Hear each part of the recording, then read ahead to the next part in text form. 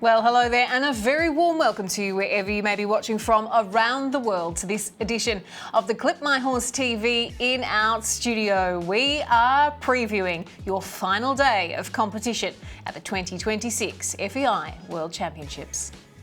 Behind every victory and before every cheer, there is a story waiting to be told. It's about all the chapters written away from the spotlight, where partnerships are forged in silence and teamwork drives one shared journey.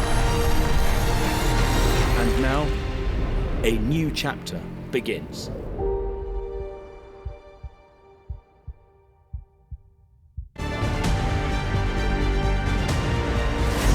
Presented by Hetzel Horses.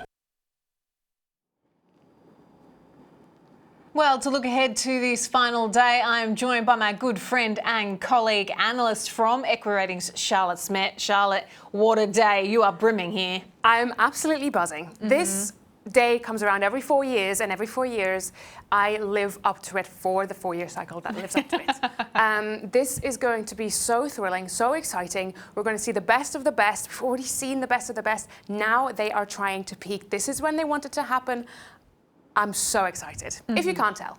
Yeah, if we couldn't tell already. Plenty to come on this final day. Let's take a little look then at what we're expecting across the course of it. 8:15 a.m. for the para dressage. This is their Grand Prix freestyle. It is to music. What a wonderful display that is set to be. 8:30 a.m. we see the driving kick off. This is the 4 in hand, the cones. It's the final phase of their competition. And at 2:20 p.m. the one Charlotte has been waiting for 4 years to view. It is the Jumping World Championship individual final. What a day of sport it is set up to be. You couldn't write this story. There is so much to come. Charlotte, we've talked about the teams. This is the individual final, as we said. We're going to dive into where things lie, where the riders are standing as we head into it. But to explain how the format works, here's Rosie Russell. This is the individual final. This is the moment that every rider dreams of, the chance to become an individual world champion. Only the very best 25 combinations make it this far. The riders you see here have already navigated 3 championship rounds and earned their place among the world's elite. But there is still work to do. The individual final takes place across 2 rounds. The first round is open to the top 25 qualifiers. From there, only the 12 best combinations move forward from the second and final round. Every penalty collected throughout the championship remains part of the overall score. Nothing is wiped clean. This means riders are not only competing against today's course, they are also competing against the scores they have accumulated throughout the week, with the goal of finishing on the lowest total score. But achieving this is anything but easy. One fence down, which is 4 faults, can mean the difference between a medal and missing the podium altogether. A clear round can transform the leaderboard. And with so many talented riders separated only by a handful of penalties, the pressure is enormous. Unlike the team championships, there are no teammates to rely on. Everything comes down to the partnership between one horse and one rider. By the end of the second round, the calculations stop. The waiting ends, and one rider will be crowned the FEI Individual Jumping World Champion.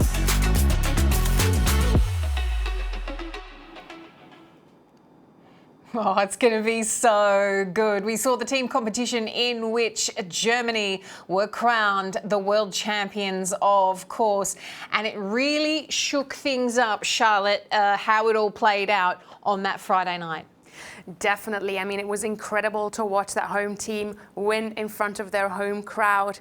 But there is some movement in the individual standings also among that German team. So it is very interesting, and we will take a look at that. We have a German leader, a joint leader. Daniel Deusser and Othello de Guldenboom shares the lead with Steve Guerdat and Dynamics de Belém. Marcus Enning and Sophie Hinners in 4th and in 5th. Sophie Hinners could have been the leader if she didn't collect that one time penalty. Marcus Enning heading to his 6th individual final at a World Championships. I couldn't find a rider that had been able to do that yet. So another record for the man, and within a touching distance of the leader as well.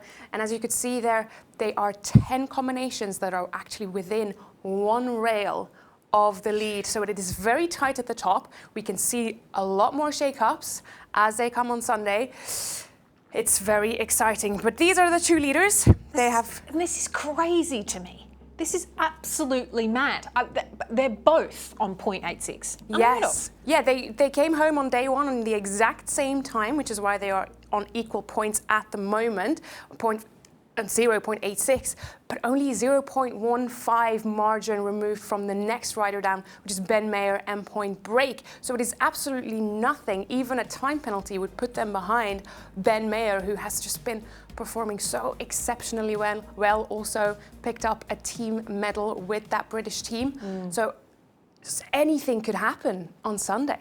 Yeah, anything could happen, but the Echo Ratings team, as always, are going to tell us who those favourites for gold are.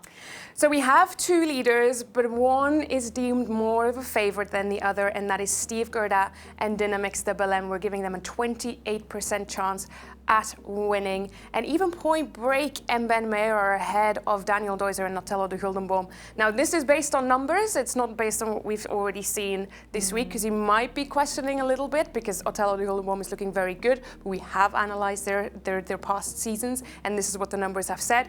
The big upset is Aaron Dame Sinclair and Sophie Hinners. They were the favourites going into this, and it's that one time penalty that has dropped their win chance by 8% and dropped her in those individual standings as well. I mean, Amy, we watched it here together, and we were so, she looked incredible. We were absolutely delighted at that round. Yeah. And then we realised this time penalty and what it could possibly mean, and what...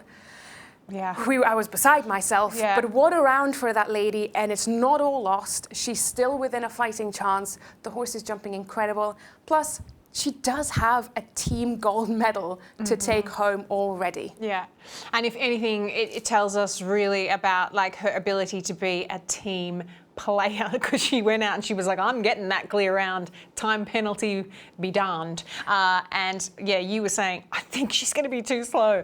I looked at my imaginary watch. Let's move on then. We have to sort of keep talking about, Steve Guerdat. Can we talk about him? I mean, Steve and his mare Dynamics de Belém, this is their 3rd championship together, and they haven't left a championship without an individual medal. They did their first when Dynamics was only 10 years old at the European Championships in Milan, took home the gold there, didn't touch a pole all weekend. Then they went to the Olympic Games in Paris in 2024, took home individual silver.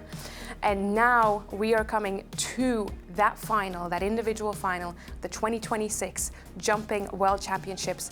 She still hasn't knocked a rail, and they are in the joint lead to go into that final.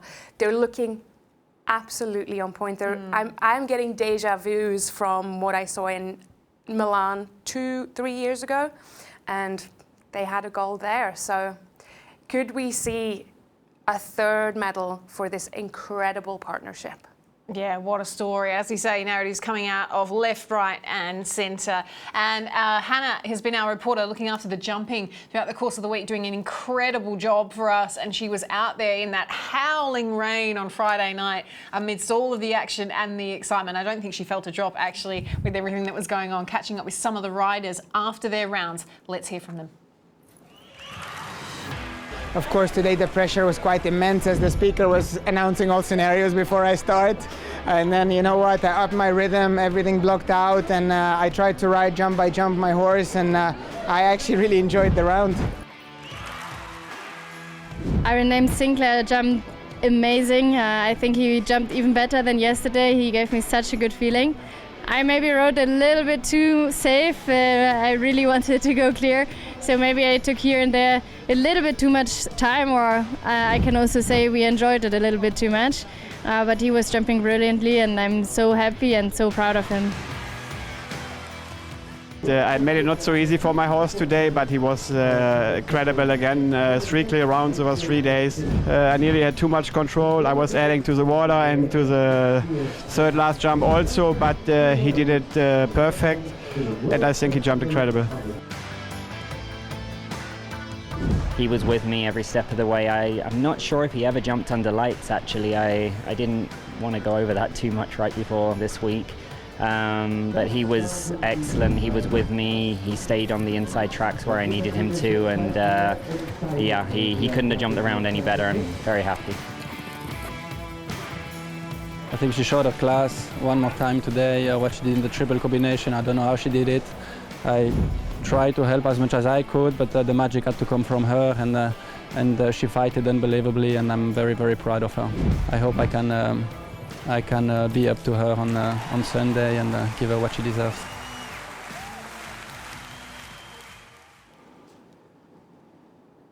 Ben May has just got Charlotte running for her numbers going, did Point Break never jump under lights before Friday night? Well, he's probably going to know it better than I will, but I will have a look. We'll check. But, I mean, didn't seem to story. be a single issue for Point Break, jumping incredibly under those lights. Maybe even better than without the lights? I mean, again, you can't write these stories. Incredible stuff. We want to go quickly to someone who's been a great partner for us throughout the course of the week here in the In-Out studio. That is Holger Hetzel. Hetzel Horses has been our principal sponsor and is in charge of our wonderful giveaway. We want to hear his predictions. He's with Hannah. So a man maybe with an idea of who performs well. Who would be your pick for the individuals? That's hard to say. I think the first 6, 7 riders which are now, everybody can win it, and it's also a little bit of luck they need. But I think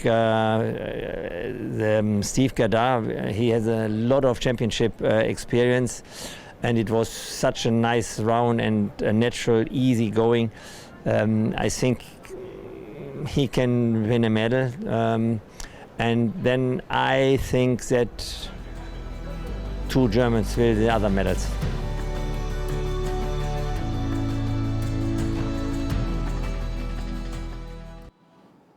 Well, it's all to come on Sunday afternoon in the jumping, but we want to turn our attention now to the discipline of driving, because the final day of competition brings us to the third and final phase in that particular discipline. But it all kicked off in the marathon phase. The riders were really putting their best skills out there with absolute precision, and we caught up with some of them afterward.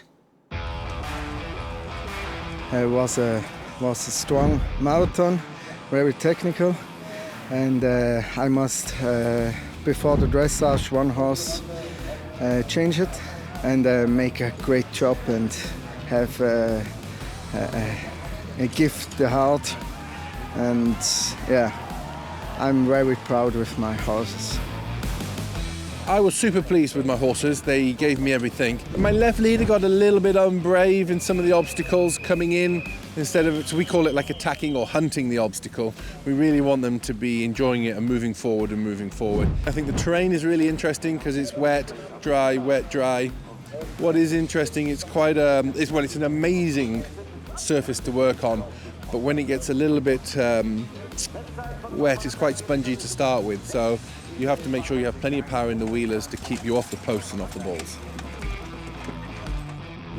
It's always tricky here. There's a lot of balls. There's a lot of tight turns and everything. So I'm really happy I'm clear around here. It was amazing. It was completely unexpected that it would go that well, because today every horse was in the wrong position, never been in that position before, and they were absolutely awesome. We picked nice flowing routes, and I think many of the drivers, I spoke to a few of the other drivers, and even the top drivers were saying, yeah, they're going to take the more flowing routes because the tight ones were very technical. It's always when you walk the course, you're like, okay, do I take the risk? You know, normally the longer way is slower, so that's, you know, but I took a lot of risk and all the ball stays up, so yeah, I'm happy.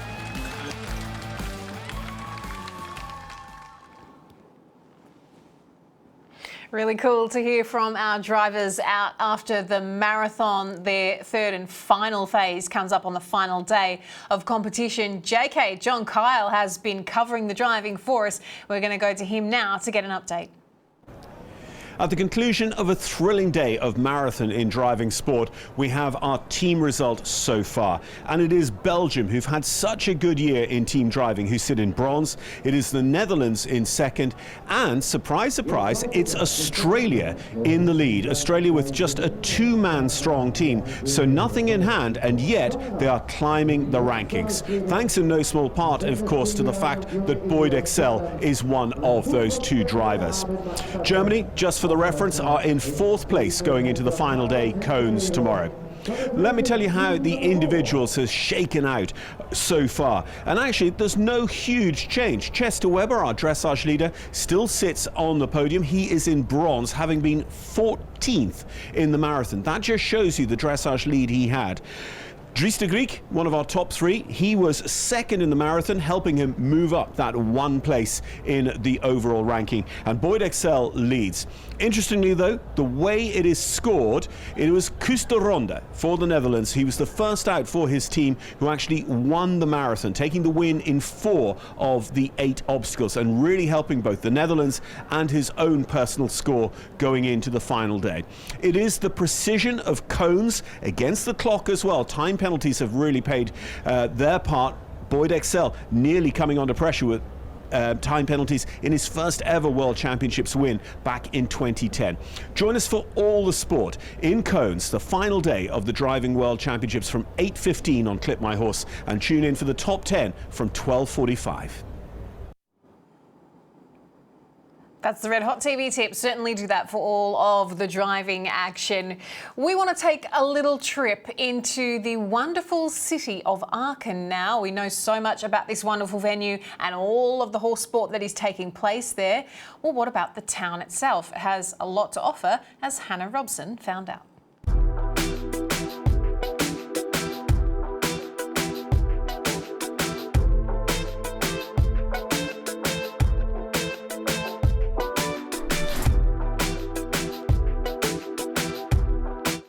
We're bringing you more of the action from the World Championships in Aachen, and we've taken a step into the city itself. Today, it's a lovely, quaint town which is buzzing with restaurants and cafes, but the history of this dates back even further than the horse show to the 1st century as part of the Roman Empire.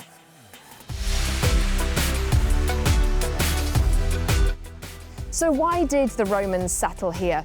Well, Aachen is famous for natural hot springs, and they built luxurious bathhouses all around the area. And you can still see some of that hot spring water today, even in fountains like this. This one also has these bronze sculptures, and it is said to be lucky if you touch those. Maybe some of our athletes will be coming here to do just that ahead of this week. Well, one of the main sites in Aachen is this stunning cathedral, which dates from the year 796 AD. It's one of 2 UNESCO World Heritage Sites in Aachen, and this was one of the first sites to be inscribed on that list in 1978. This place was also the go-to spot for coronations between the years 936 and 1531. 31 German kings and 12 queens were crowned here, and it really is so stunning both inside and out. The second UNESCO World Heritage Site in Aachen is the Town Hall. It was built in 1330 directly on top of the ruins of Charlemagne's royal palace. And inside is a huge coronation hall, one of the largest halls in the Roman Empire.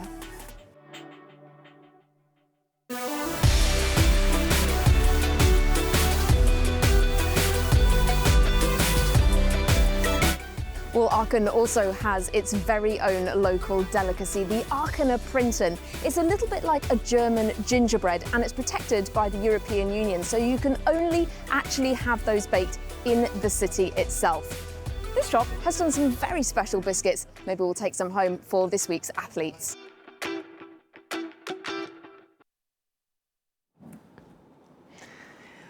For the athletes, or for us, Hannah, For us, that was my thoughts exactly. Aachen and Printon, thank you very much, Lee. Yes, please. Yes, we would indeed. Wonderful stuff there. So lovely to dive into everything that's happening in Aachen City. Well worth the visit, particularly if you're a horse lover, horse mecca, as well as all that cool stuff in town going on as well. We want to switch focus now and talk about the para dressage, because that has been going on throughout the course of this week. Charlotte and I have really developed a soft spot for this particular discipline, really enjoying watching all of these athletes and hearing their incredible stories. It is their final day of competition, their Grand Prix freestyle taking place, of course, that dressage to music. And John Kyle is our reporter covering para dressage. He filed this report.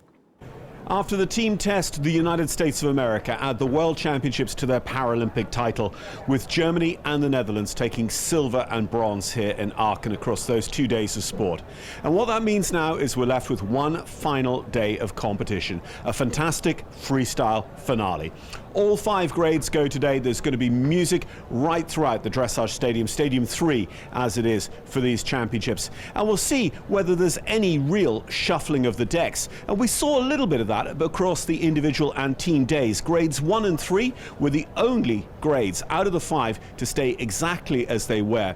And you saw the likes of, Fiona Howard zooming right up. She wasn't an individual medalist and she won her grade in the team test. So it is absolutely not over in para dressage until the final horse and rider dance down the centre line, just in time then for the whole championships to come together for the closing ceremony here in Aachen.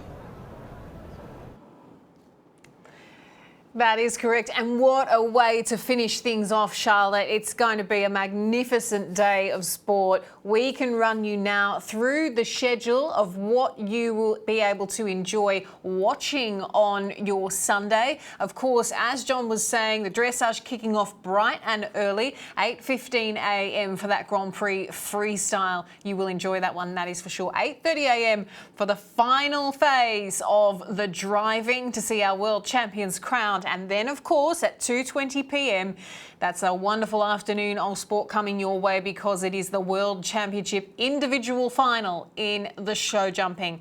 Wow, there is so much to come. And we will be watching that with very eager eyes. If we can contain Charlotte Smet, well, we'll be very, very lucky to do that. But she will be here with us at 7 o'clock tomorrow evening after it all settles down. You'll have a couple of hours maybe to just do some breath work and come back to my senses. But I'm so looking forward to this individual final and to come and talk to you guys about it again after. We're looking forward to hearing what she has to say. We'll barely be able to contain her if we will have to strap you to the chair. We're looking forward to that though, guys. Enjoy your final day of this World Championships and we will see you at the end of it. Until then, take care.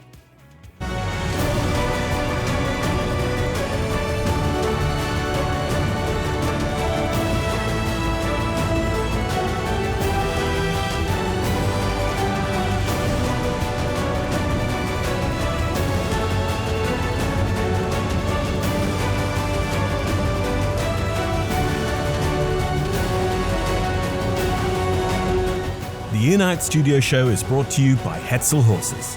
From a young horse to one of the top athletes.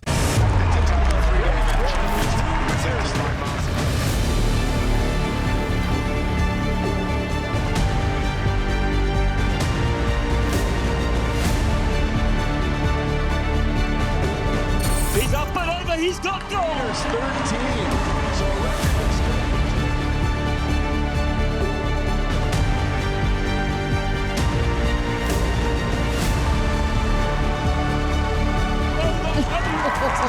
Against the clock, it really didn't matter. Mickey defended Kentucky. No scriptwriter could have ever written a better story.